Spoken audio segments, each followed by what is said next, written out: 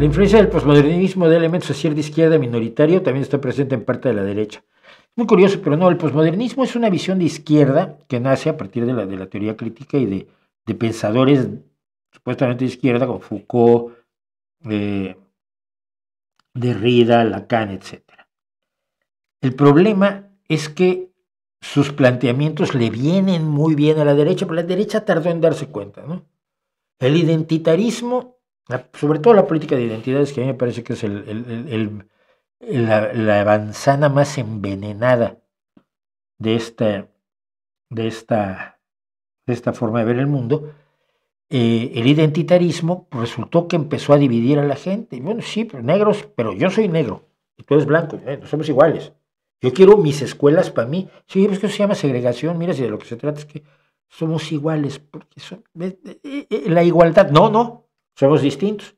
Pero nosotros blancos, pero blancos gay en su propio bar, en su propio club, en su propio club deportivo, en su propio baile, en su propia escuela. No se vayan a mezclar con los blancos que no son gays.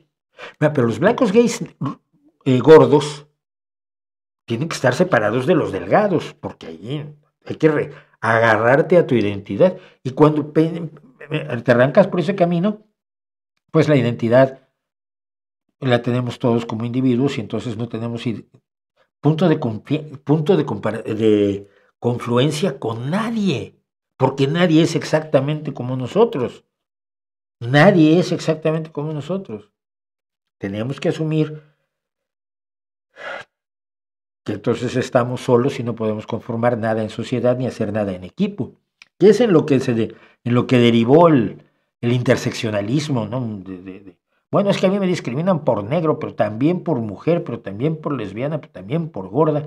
Pues sí, chica, pero lo que hay que luchar es en contra de que te discriminen a ti, no luchar contra la discriminación de las identidades concretamente, porque se vuelve una pelea absurda en la que además creas enemigos, los que no son como tú ya son tus enemigos.